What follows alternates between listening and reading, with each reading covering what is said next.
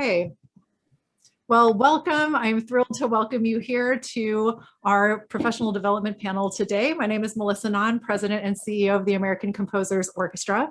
And this series is co-presented by the ACO and the American Composers Forum. Today, we have a conductors roundtable with Marin Alsop and George Manahan, with our very own Derek Bramell moderating this conversation. And our guests today need no introduction at all, and yet I'm going to do it anyway. Marin Alsop is the first woman to serve as head of a major symphony orchestra in the United States. She currently serves as chief conductor at the ORF Vienna Radio Symphony Orchestra and of the Ravinia Festival, was recently appointed as the first music director of the National Orchestral Institute, and is music director laureate and Orchids founder of the Baltimore Symphony Orchestra.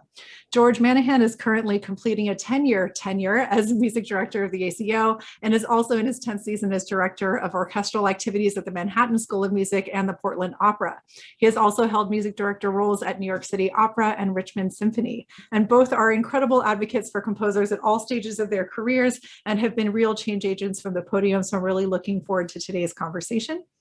A couple of quick tech reminders for those of you joining us today. Please go ahead and use the Q&A button down below this video to submit your questions to the panelists.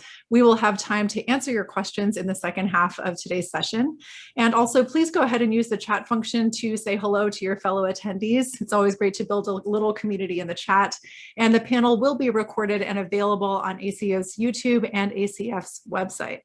A big thank you to those who made this webinar series possible: the Virginia B. Tolman Foundation, the New York State Council on the Arts, the New York City Department of Cultural Affairs, individual donors, our ACF staff, Billy Lackey, Laura Kreider, Damian Strange, Haley Olson, and Vanessa Rose, and ACO staff, Jade Zhang, Aidan Feldkamp, Lindsay Working, and Derek Bramell. And speaking of which, introducing Derek Bramell. Boom. Thank you, Melissa, so much. We're really excited to have Melissa as our new CEO, president. And this is really cool to have Marin Alsop and George Manahan, the two maestri, together here. And I just want to start right in to say that you both, you know each other, I mean, from a long time back. Can you talk a little bit about that? Because that's kind of... that's like a fun place to start. Well, when I was music director of the Richmond Symphony, I hired Marin as my assistant conductor. She was with me for 2 years.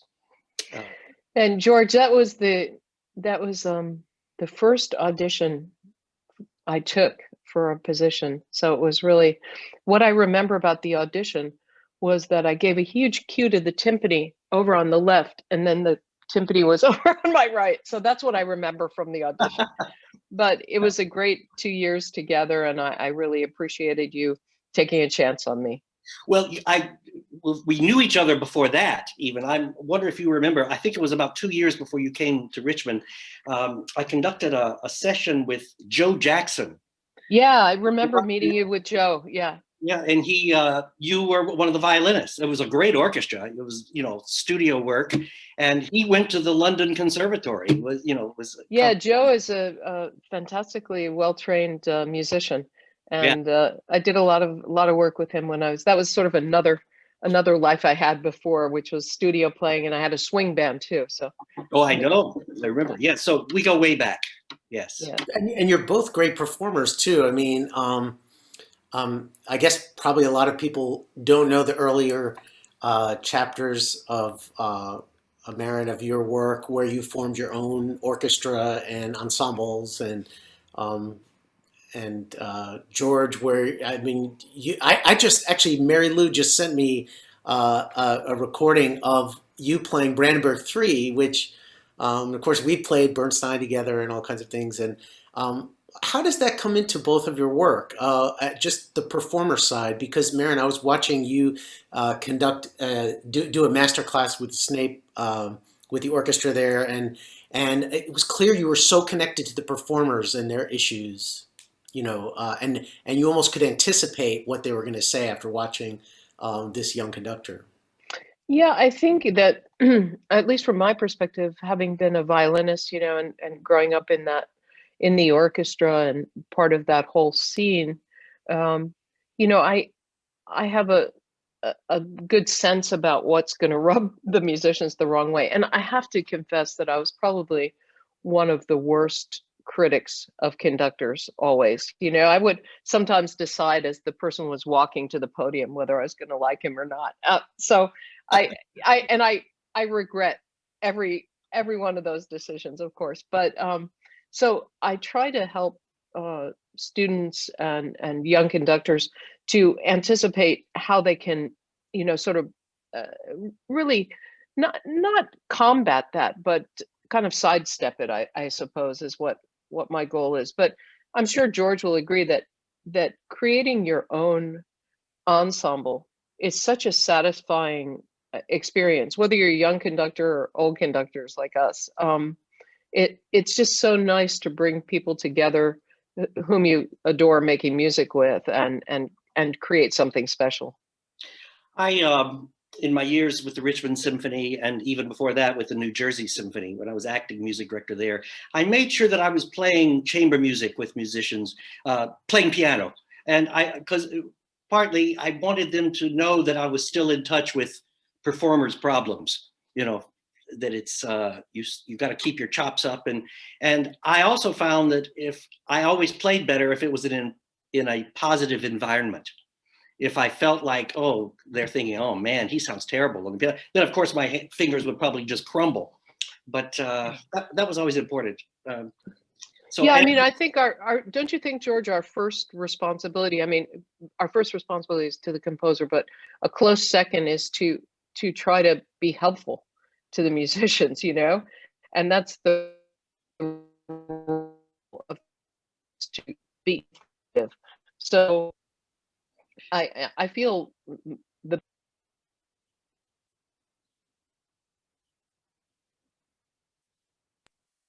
everybody there. Oops. did you? I think you cut out for a second. Did I think I? we lost you for a I thought. sec, but Oh, I'm sorry. No, I was just saying that I feel best when I'm useful to the musicians. Yes, yes. I mean, that's how I feel. I'm there. It's, you know, it's their butts in the chairs and they have to play. And the more comfortable they feel, more confident. I think that's the way you get the best performance out of musicians. Yeah, so definitely. interesting because as a composer and as the conductor, in a way, you know, we're the ones making no sound, and it's really up to the players. So much depends on that rapport with the players, and you've both been so successful at creative, innovative programming and getting your orchestras behind you, in most cases, you know, throughout the years, and that itself is such a tough job getting the audience buy-in, getting the performers to support you, and getting the I don't know, the board and all kinds of other interests, the press. I don't know. There are so many different interests you have to compete with. As a conductor, you're kind of right there in the middle of all that, and yet you managed to create this legacy of innovative programming and championing composers. What got you excited about new music and got you so engaged with it that you were willing to take that chance and really step out in front? I'll tell you, for me, when I went to the Manhattan School of Music, I was a piano major as an undergraduate. And at the time, this was in the 70s, the group for contemporary music was in residence. This was Harvey Solberger and Charles Warren. And they used the students in the performances. They would perform 4 or 5 concerts a year. And I got very involved in that music. That it just opened my eyes. We would work a whole semester on one piece by Charles Warren. I remember a flute concerto that Harvey Solberger was the soloist, but the orchestra was about 10 players, 3 keyboards, you know, 4 percussion, all sorts of things. And we met twice a week for the whole semester. And so we really knew the piece in and out. And that I was so inspired by that. I think that was what sort of jump started me into new music. And the composer was right there. He was conducting. Charles was great ears. He could hear his music. He could hear every note, and it's thorny stuff. But I was very inspired by working under him. He was a very charismatic fellow, as you know. Yeah, you know, I think for me it's probably a similar similar time in life. I was an undergraduate at Yale, and another violinist who was in the graduate school, Shem Gibori, talked me into coming down to New York every week to play with for Steve Reich. And these are the days, but boy, you know, woulda, coulda, shoulda. If I'd only bought a few of those horribly run down buildings down in the Bowery, gosh, you know, we'd be having a different conversation there. But I'd be supporting everybody. But I joined him. I think I was just 17 at the time, and worked on a piece he had just written called Violin Phase. And so we would drive down every week, and that got me kind of kicked into the new music scene a little bit. And then I started playing with Philip Glass Ensemble, and then started getting into the new music scene. And when I then came to Juilliard, I just really started, you know, I just went downtown and hung out all the time, and started doing lots and lots of new music. And working with composers was a whole new world. I really loved it. You mentioned Steve Reich. I know that piece. It's called Phases, right? Or at least it uses that technique of phasing. It's very hard to do. Well, it's hard, and you have to. So over a period of, oh gosh, you know, minutes, we're talking. One violinist has to gradually rush an eighth note ahead. You know, it's like being tortured, really. Yeah. So sometimes we would indulge in some extra musical assistance, if you know what I'm saying, because it was very anxiety provoking. I Very chilled out. Yes. I was going to say when I first worked with Steve was he had just written the piece Tehillim, and it was huge. And it was the first piece he had written, it turned out, that required a conductor, because all of his works before that were for his ensemble. And I was hired because one of the percussionists who works with him regularly, Jim Price, knew me from Manhattan School. And I was brought in to conduct the early rehearsals, to wean the group. The idea was to get rid of the conductor once the piece was on its feet. But we were on that piece in his studio for a week, and it was obvious then to Steve and everybody that you had to have a conductor. So he asked me if I could do the tour, and the first tour of Tehillim, we went all over Europe. We were like rock stars, and we recorded it while we were on tour. You know, we had it in our fingers, and it was just, we just went in Germany somewhere. We spent a week in the studio and then continued on the tour. And that's so cool. And you thought that new music would make you a rock star. Yeah, it was great. The one thing I remember, we played in these rock and roll venues in Germany. We played at the Opera Comique in Paris, and we were in Amsterdam. They were throwing flowers on the stage. You know, it was like rock. And then we played in Vienna, the Musikverein. We barely got off the stage, but you know, that was like, you know, it was not even polite. It was just unbelievable. But you know what's so interesting is, I'm sorry, Derek, did you actually have questions? Because we could just. I love hearing you talk about your experiences, because I think it's really funny. George was first talking about Charles Warren and then Steve Reich. So you have these really two completely different. Yeah, aesthetics. No kidding. But today I'm now the chief conductor of the Radio Symphony in Vienna, and the attitude toward American music really endures. I mean, that's something maybe worth discussing today, because so my intendant, whenever I suggest an American composer, an American work, the line is, "Isn't that a little smooth?" It's a euphemism, you know. So for, I guess, accessible, isn't that a little too smooth? So it's really a fascinating, but every few concerts I manage to get an American work in. So I'm doing my part. Good for you. Yeah, well, I was just going to go right there to ask how you choose programs, and that's certainly everything's a navigation, and a lot of people probably don't realize that even for a conductor, who wants to plan their program, there's all kinds of hoops to jump through and different situations to take into account. And of course, depending on which continent you're on or what the community is and what the particular taste of that orchestra is and history. But I was just curious, for you to talk about some programs that you've made that you're particularly proud of over the years that involve contemporary music or American music.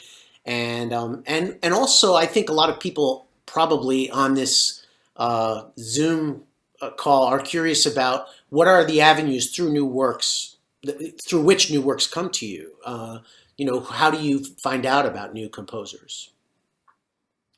First of all, I'll just say one thing at American Composers Orchestra that I liked doing very much was since we commission so many new works by emerging composers.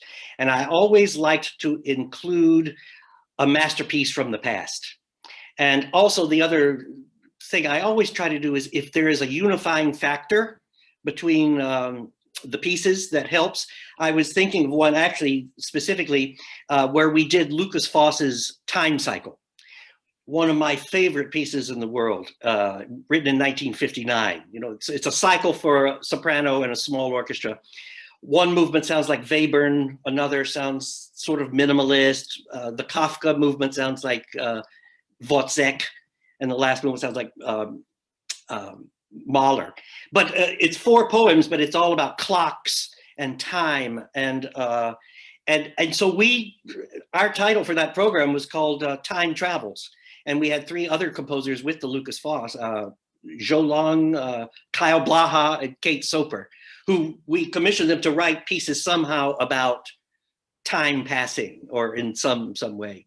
That was one particular favorite that I liked.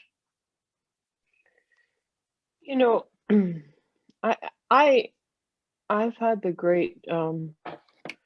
great experience of being in settings where I haven't met a huge resistance to programming new music. I think also probably because I was at Cabrillo for 25 years. When I first went to Cabrillo, Dennis Davies had been there for 19 years. I said, "Oh my God, Dennis, how did you stay somewhere for 19 years?" Of course, I was there now for 25 years. So I was, but when I first got to Cabrillo, it wasn't just new music. It was also some standard repertoire. It was sort of a hodgepodge of different things. And I really wanted to go out on a limb and say, look, let's make a festival all about new things, all about creativity, all about the human impulse to create.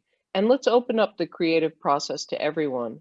I think it's not just a matter of programming, but it's also a matter of figuring out how you give access to people, especially people who are resistant to new music.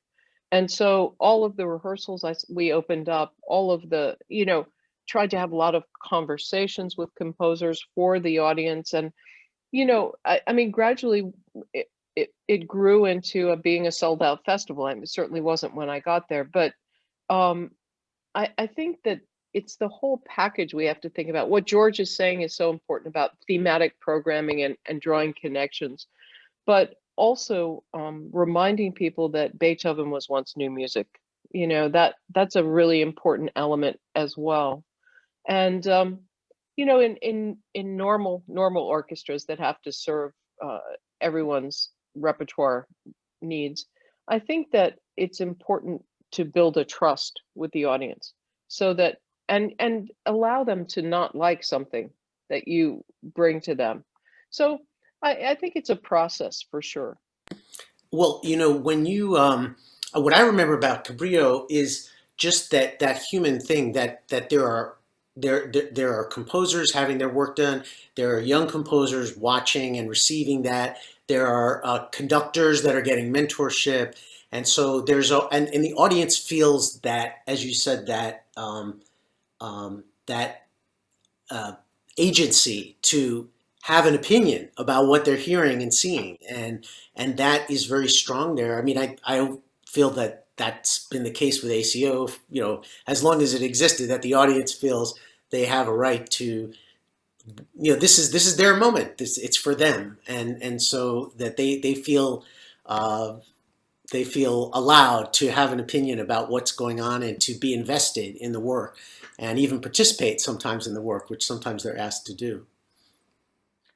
Yeah, I think that ACO too, for me, as a player, was a really important uh, opportunity to work with some incredible conductors. And I remember a few things we did with Gunther Schuller, where I was just blown away by his ear and his grasp of, this dense score. And he would say, "Oh, it's a D sharp." I'd be like, "Wow, that's crazy."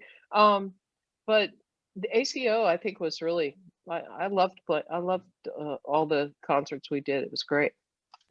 I mean, Gunther Schuller, sort of kind of conductor there. I mean, but conducting does require, each new work, especially when you're doing new work, it involves a huge amount of brain power, maybe a different kind of brain power than doing some of the classics. And I mean, just given that time commitment, when you open it, what makes you, when you open a new work, what makes you say, yeah, this is something that I want to invest that brain power in, I want to invest this time in?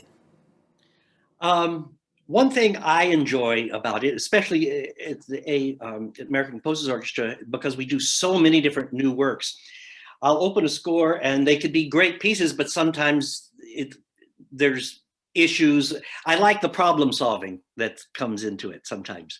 The pieces that don't play themselves and that require some figuring out. And so I've learned a lot of tricks of how to do that. One thing I think that's great, that the orchestra has a tradition. Before I was music director, even normally it's 5 rehearsals for a concert, but the first one is a string sectional.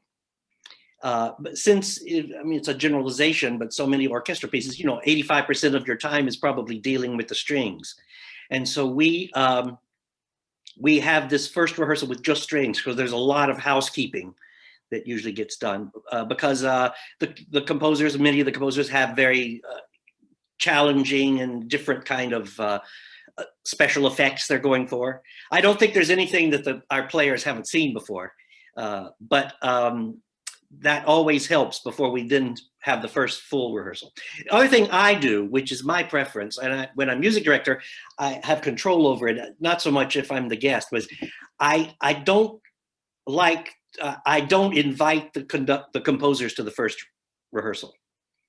I always tell them, I can talk to them before, and I maybe have questions. I always have a phone conversation or a meeting before, but the first rehearsal, I want to have something to present to them. And so it's a chance for the players and us all to talk openly about what works, what we need to sort of fix. And then we have something to show the composers. Because you're a composer, so maybe you want to retort about this, but so many times every note is so important for the composer. It's hard for them to maybe see the big picture. Yeah, I agree. I think that I think that's a good approach, to suggest that a composer come to at least the second rehearsal, if not later. But it depends on the composer too. I mean, so many people that I champion, I've known for 20 years now. But for me, I'm looking for a point of view. I'm looking for someone's voice when I open a score. When I'm looking at lots and lots of new scores, I'm looking for something that has I don't know, just a point of view, I suppose. I have my preferences. It's like people, you're attracted to certain kinds of people always, right? The music that I'm attracted to, I mean, in an immediate sense, is loud, and it's hard, and it's it's metrically complex. I mean, that's the stuff that I really live for. But really what I'm looking for always is a personality and a uniqueness, I suppose, when I open a score. And I look at absolutely every score I get. I've always had Wow, this. that's big. I mean, because that's a lot of scores. That's a whole heap of scores. Yeah. Yeah, I mean, George probably gets as many as I do. And I would say maybe once every 2 months, I'll take an afternoon and go through all the new scores that have come. I mean, it's much easier now when people can send you a MIDI or some kind of audio that you can just immediately, if you don't have time to really. But I've found, and I've connected with, I wouldn't say that sending scores cold probably gets the biggest ratio of performances, but I have performed some scores that have come to me just out of the blue. Well, I'm sure a lot of people are interested to hear that because, I think that folks often feel that there's some kind of hidden secret cabal that's deciding everything and they're not part of it. But there you go. Here's a conductor who checks out everything that comes through, and so that's something that I think. By the way, I want to encourage the audience to ask questions and to let us know what they're thinking right now, and to you have two great conductors here in front of you. So now's your moment if you have any questions. And I wanted to just get to that question, Marin. You were talking about being there with your scores and looking through everything, and I was curious. I mean, what are the times when you feel happiest doing the work? What's your happy place? The moments when you feel happiest working on new work or old work, but primarily, I guess, working on a new score. I'm so sorry. My internet seems to be having a little bit of a mood swing today. Oh, Can you say? sure. Yeah, I was just saying, what's your happiest place when you're conducting? The moments when you feel, I don't know. It could be just the moments when you feel happiest doing your work, especially with a new score. Oh gosh, I think I don't know. I love getting up early in the morning and opening those scores, and I mean, for me, it's a real privilege to be able to work on these pieces. And then, of course, the great thing about new music is the composers are, I mean, usually alive, and that's so exciting to me to be able to, and I create I get all these impressions of the composer when I haven't met the person before. I've just heard the music, and then I meet the person. I'm like, oh, you're nothing like what I thought you would be. I don't know, George, if you have the same, but it's fun to get to know. It's all about connection. Making music is all about connecting, and so I think those moments are wonderful. And then when you can somehow bring this composer's piece to life for the musicians on behalf of the composer, I mean, it's just a great privilege. So I like all of it. I think I enjoy the study and the individual preparation more now than I did when I was younger. When I was younger, I was much more impatient. I just want to be up there conducting. But I find that I'm a lot more detailed in my study than before. I also write a lot more in the scores than I did 20 years ago. But the fun part, there's that moment, yes, when you're with the musicians and with that, it clicks and that collaboration is happening, especially if maybe after the first rehearsal, when it starts to come together, that's very gratifying. I almost find that more fun than the actual performance when we're still making it happen and creating it. And it's great to be able to turn around and ask the composer, is this what you're after here? Or what were you going for here? Are we on the right track? I've also had the experience Marin mentions where I've learned a piece before I met the composer, and then I had this idea of what they're going to be like, and then they're completely different. Funny. Yeah, it is funny. I enjoy it. I mean, I think about Chris Rouse because I heard his music, in maybe 1990, and like before the internet. So I didn't even, I hadn't even seen a photograph of him before I fell in love with his music. And I mean, fall in love, that might be a little too romantic for his music, but you know, when I met him, I was like, "You're Chris Rouse?" So we always joked about that, and he You thought was, he was you going know, to come out in like heavy metal gear or something, right, like with right, drumsticks. tattoos, and you know, and But you know, there's a question there in the Q&A. Uh, they asked about it was named Alex, this person, and who asked about, could you talk a little more about your discussions between the composer and conductor when a new work is being premiered? So, like in a situation like that where you're meeting Christopher Rouse for the first time, what are some of the questions that you would advise a conductor to ask the composer in that situation? listen, I think it's all about narrative. So to me, you know, the key from my perspective is understanding the narrative behind the piece. And, you know, it, Chris has a whole hidden, I mean, I'm sorry, he passed away, but he had a whole world, a narrative world that no one was privy to for every piece. I mean, and crazy. So he was the most fun of all because, you know, when I found out that one of his pieces was based on all the girlfriends that had dumped him, you know, he had transliterated all their names. I mean, this was hysterical. I never would, I mean, no one would ever know this. But Did that help you in interpreting it? oh, you know, I think it helped me feel closer to it and understand that the piece was about betrayal, and that was really important, and hurt, personal hurt. So I guess for me, that's the thing. I want them to tell me their story about the piece. You know, George, when you mentioned to me, when you just mentioned just now about solving problems, you know, it struck me because I remember so many times you came to me and you said, I solved the problem of, you know, when you were doing the Feldman piece, you said, I solved this problem. And that was really exciting. And I think composers have that too, that thing about solving problems. And, you know, there's a question here in the Q&A again about what is the thing that is difficult about doing a pre-20th century work as opposed to the 20th century work and that kind of brain power. And do you find that there's a difference when you're approaching a brand new work?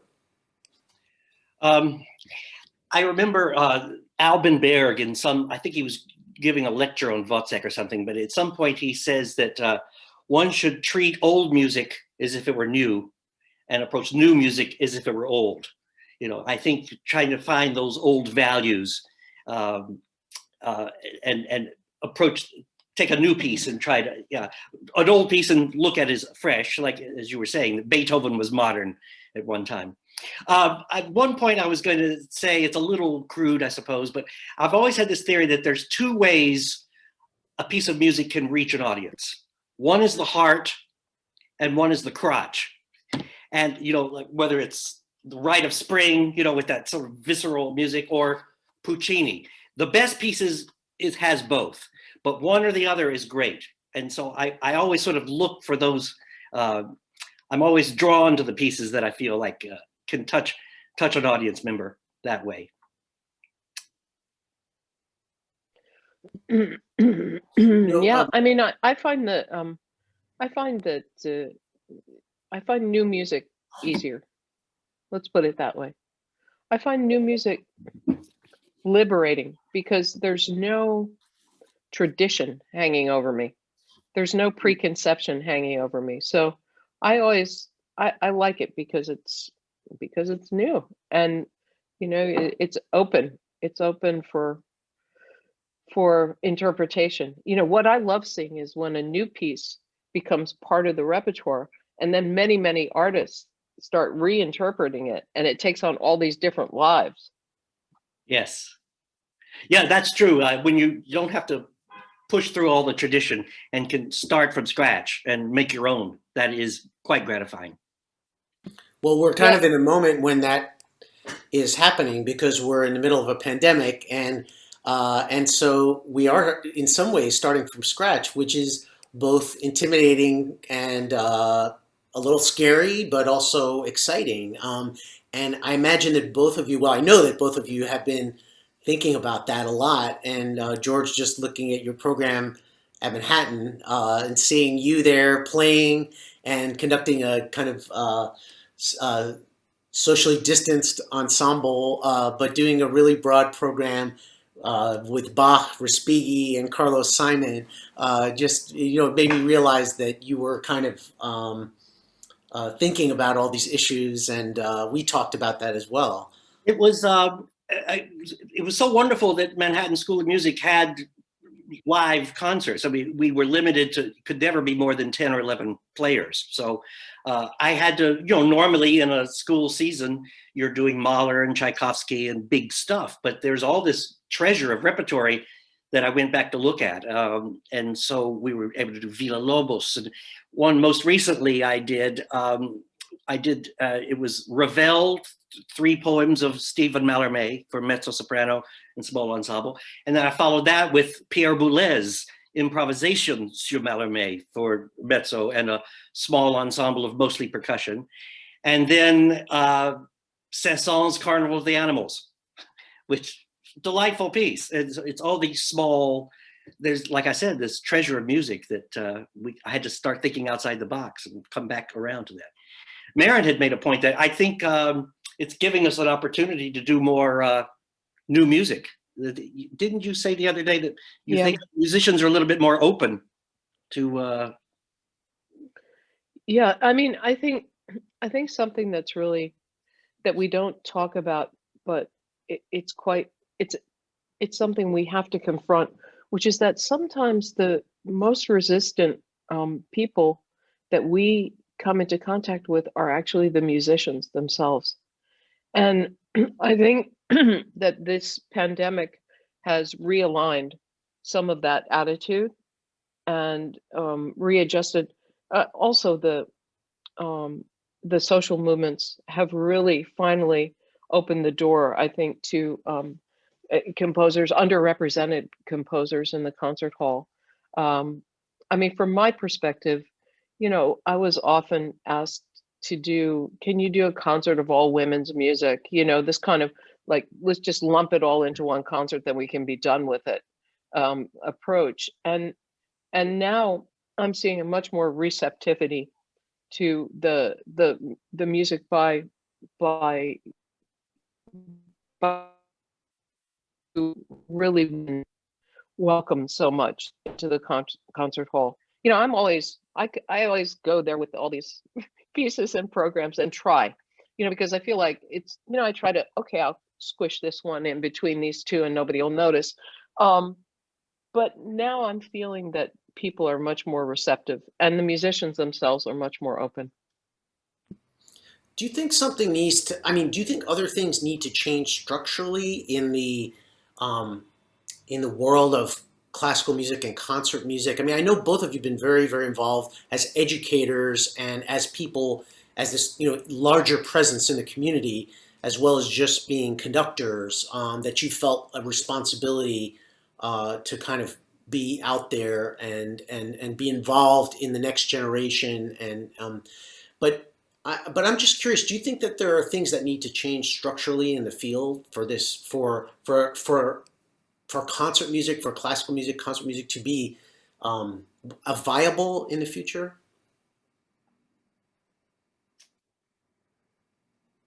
George, you want to take that? That's a gotcha question. I don't know. That's a really tough question. George will. It is. I think probably, the way symphony orchestras, opera companies are structured, as I heard Leonard Slatkin say the other day, the clock is your enemy. There's always just a limited amount of time that you have to get some piece up and going, and there's always limited rehearsals.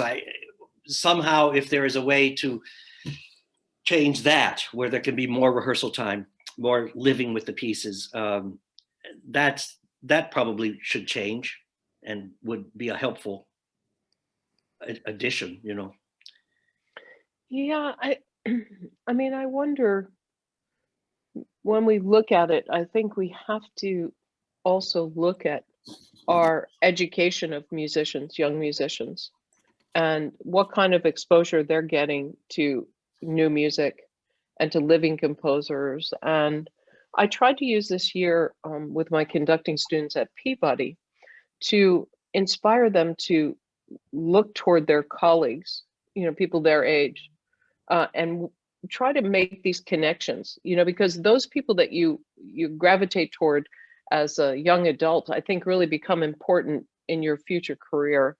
But I think that young people are the most receptive to new music. I mean, that's been my experience. Kids they're not coming to it with, oh, I don't like that. I mean, they have to hear it before they make a judgment. Whereas older patrons seem to have a phobia. They're resistant. Some of them are very resistant.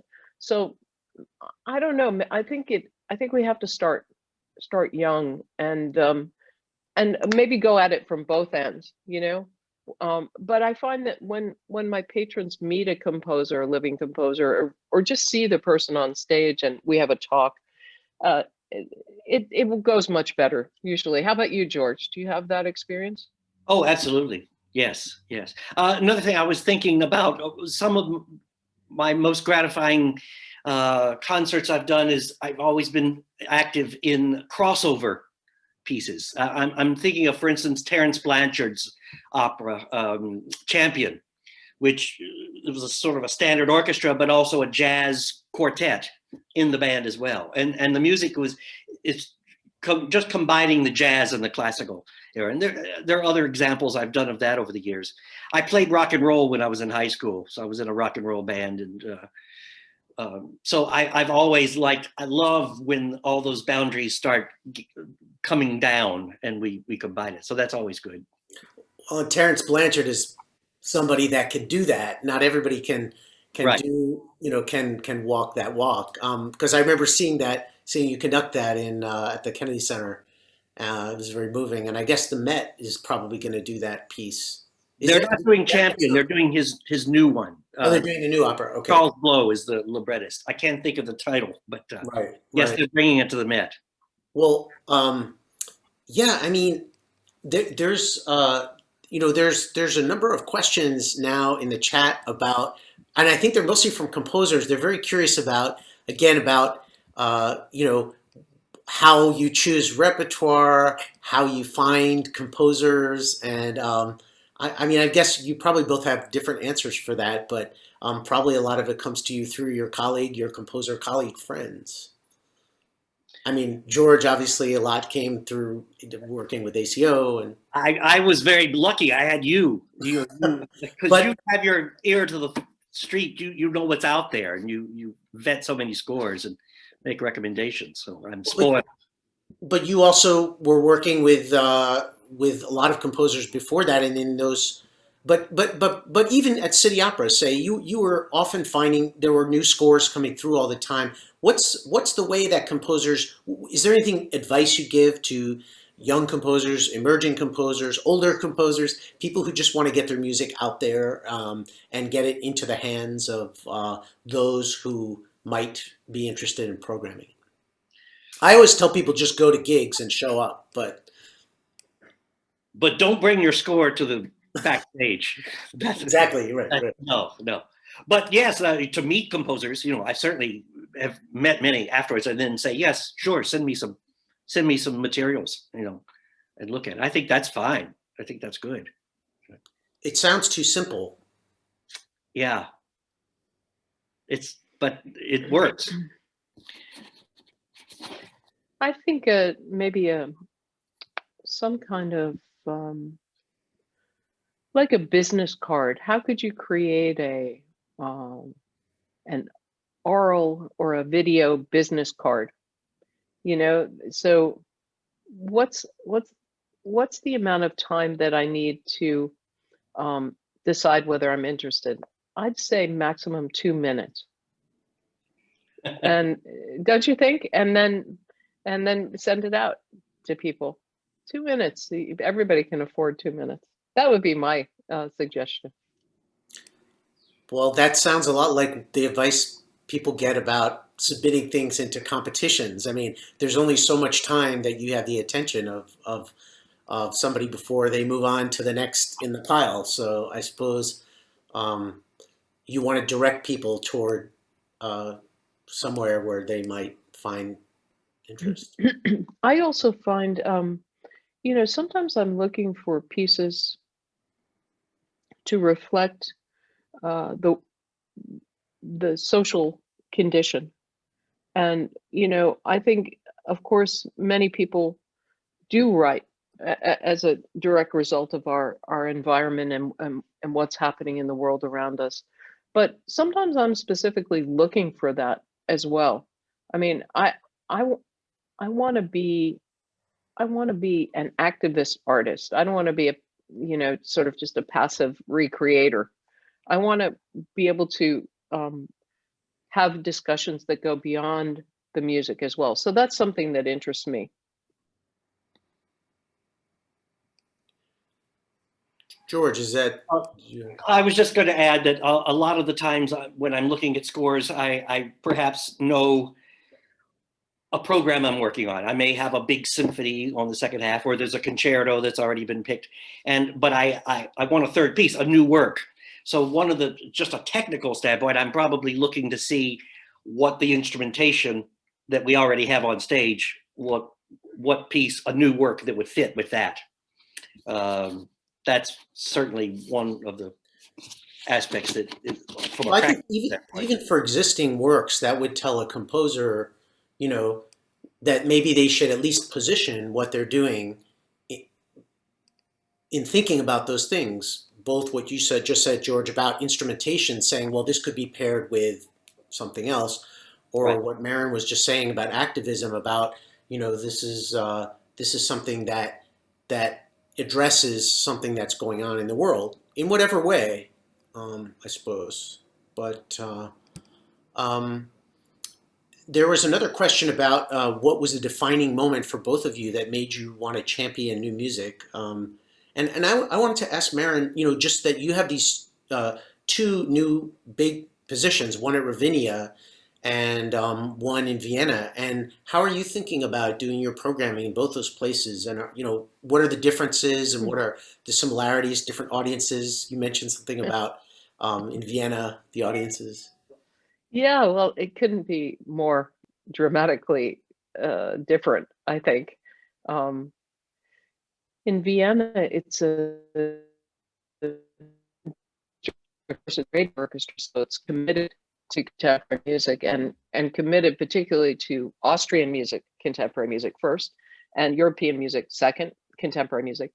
American music, I'm not sure it's even on the list, but that's what I'm working on. And British might be just above American, the UK.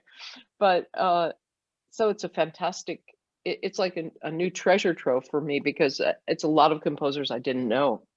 And it's back into the kind of gnarly, that really dense kind of contemporary music, which I'm really enjoying. I would say Ravinia is, Ravinia, the setting is so completely different. It's outdoors, people picnicking, having their picnic competitions. They're really not particularly interested in hearing something dense and difficult. So I have to adjust the programming. But that said, I've programmed, and I think it's going to be announced tomorrow. At least for my concerts, I've tried to incorporate music by composers that haven't been represented before. That's really important to me. So even a 2-minute piece, I think, and that's kind of the graduation, the gradation that I'm working at right now. Do you think there's a difference in Europe between a kind of what the official style that is desired and the style that, say, the audience might desire? Is there a tension there? I think, I noticed in the Q&A, just as it popped up, that someone was asking, well, why wouldn't an audience want new music to be accessible? it's sort of it goes back to what we were discussing, or your bigger question really, about sometimes people, I think they misinterpret things that are unintelligible and equate them with greatness. And for me, unintelligible, it can sometimes be great, but more often it's just unintelligible. And I think that we have to let go of some of the mythology around whether it's a maestro or a composer or all these things that, if I don't understand what the person's saying, it must be great. So I don't ascribe to that philosophy. So, it's a different approach. But I do respect the people that advocate for that. And I understand where they're coming from. It's just not, it doesn't resonate with me.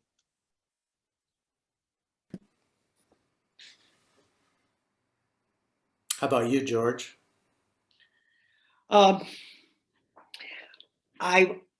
In my programming, just in general, I always try to have at least one piece that's challenging the audience a little bit, pushing the envelope a little bit more. I think the trick is to not overstep, or something that's too long or too complex. But you have to, over time, you build credibility. That's if it's a long-term period as a music director, you build credibility with the audience, and then where they begin to trust you. I certainly, early on, when I was first starting, even in Richmond, my debut concert, when I was actually not music director yet, I was a candidate. At the time, this was a big deal. I programmed John Adams' Shaker Loops. And I had colleagues telling me, that's the kiss of death. They're going to hate that. Do Appalachian Spring or something like that. But no, I wanted to do it. But I talked to the audience for 5 minutes before doing it. I said, some of you will think this is the greatest thing since sliced bread. Others will think this is the end of, Western civilization. But just know that it's 22 minutes long and it will end. So anything to sort of try to win them over a little bit. And generally, that piece, people, well, it's a great piece. It's very attractive. I think it's a good starting point, especially for people who don't know minimalist music or little. Well, clearly it worked for you, George. You got the job. It did, yes.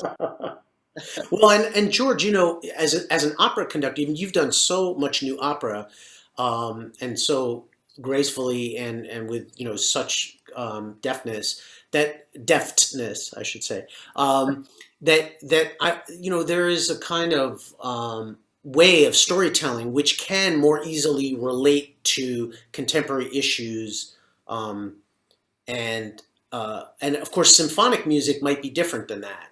There's less directness, yes, in that way. Yes. I'm reminded one particular piece, one of my favorite memories at City Opera.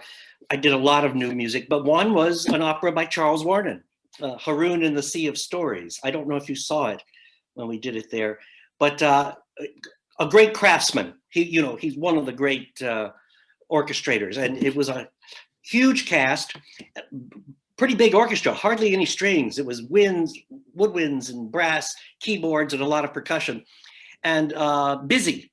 And so we were running we ran the first act with staging. It wasn't dress rehearsal or anything, but it was first time putting it all together. And Charles was just a few rows behind me. And as I always do at the end of an act, I turn around and ask, I figured there's going to be issues with balance. I turned around and asked Charles, is the orchestra ever too loud? And he said, no, of course not. I mean, he was just so confident in his orchestrations that he would, get the orchestra out of the way. It was just that kind of, I'd never quite seen that before. We're getting so many questions about how you want scores received. I bet. I just wanted to address that again. I know you were saying, yeah, I looked through things. Do you prefer to get scores via email? Obviously, there's a lot of composers on this. What I would say is, I mean, from my perspective, and George may have a different point of view, but if you send me an audio, even if it's a MIDI and a PDF, that's easier to do. And they can send it through the Baltimore Symphony, and you can figure that out, I'm sure, because Yes, others I have agree. figured it out.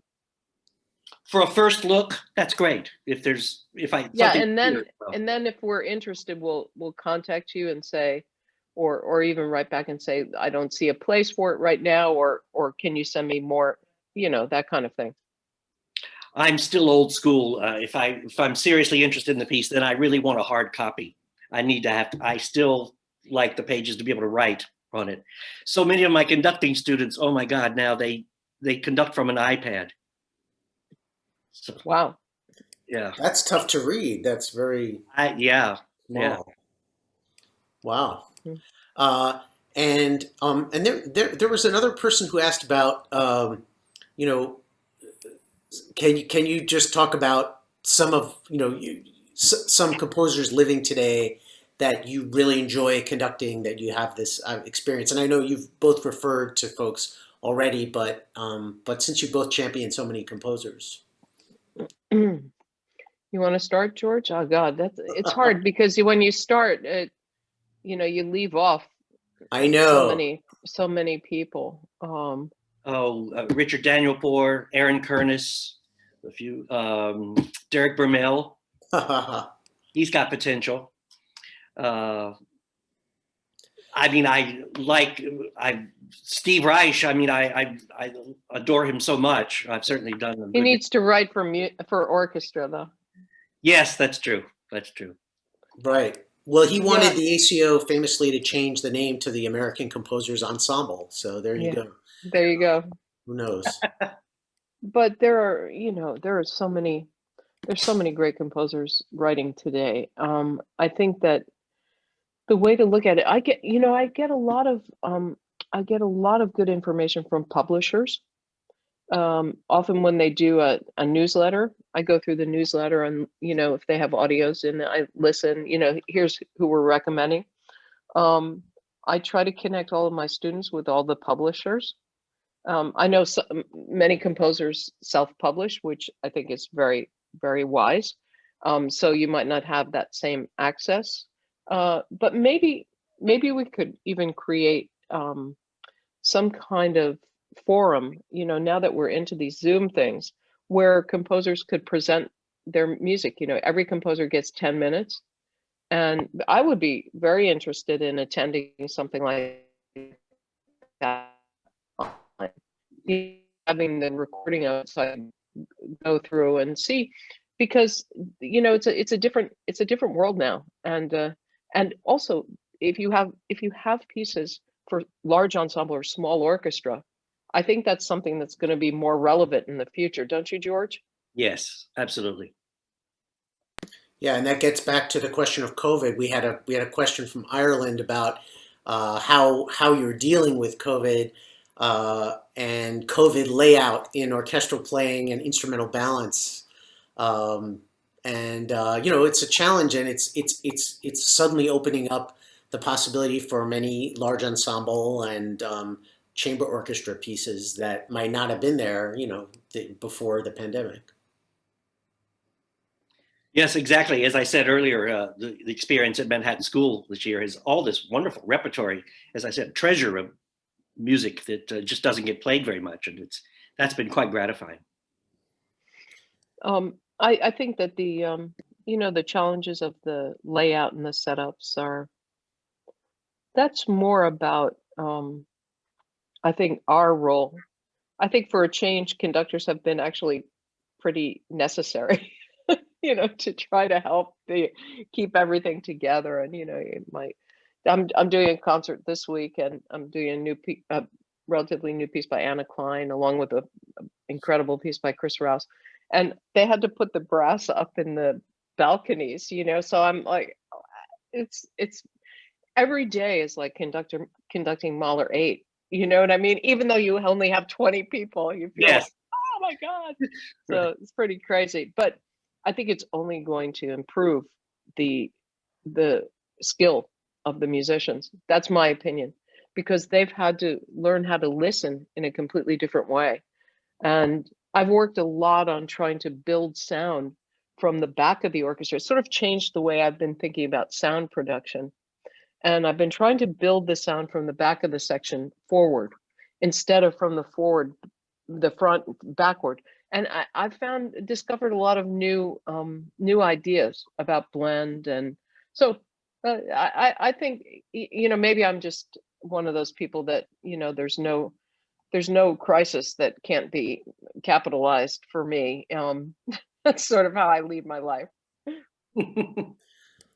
Well, I'm sure we could go on, and there are some great questions. I just saw Andrea write in a very specific one about sharing works with conductors. But we're going to be, just for everybody's info there, ACO has been offering all these webinars, and you'll probably find a lot of the answers in some of those webinars, specifically about legal things. And in fact, the next one's on programming digital curation, May 19th at 3 p.m. So please tune into that to find out more of the professional questions. We've got our new president, Melissa Nahn, is going to be moderating that, along with composers Kamala Sankaram, Paolo Prestini, and Benny and Keith Obadike. And so we've got a lot more coming up, and as well as a composer-to-composer session with Alvin Singleton and Jonathan Bailey Holland, two composers very much associated with ACO, on May 26th. So please tune in for that. And I want to thank so much Marin Alsop and George Manahan for just being generous with their time and thoughts about their incredible careers as conductors. And thank you both for your time, your energy, and for your dedication to composers. It's so pleasure. meaningful. It's nice to see you again, Derek. We have to connect again, really. Yes, super. we absolutely. And George. Yes, okay. I'll look for you. Post-COVID, Good. yes. Good. Definitely. And I want to tell everybody, just thanks to the ACO staff, Aiden, Lindsay, Jade, and Melissa, and thanks to the American Composers Forum staff as well, who co-sponsored this webinar with us, Billy Lackey, Laura Kreider, Damien Strange, and Vanessa Rose. This panel will be recorded. It was recorded. Somebody's recorded. It's going to be available on ACO's YouTube and American Composers Forum's website, so you can check it out there if you didn't hear the whole thing, or if you want to tell friends about it, or enemies, anybody. Thank you so much, Marin. Thank you, George. And stay healthy. Thanks, everybody. Pleasure. Bye-bye. Bye.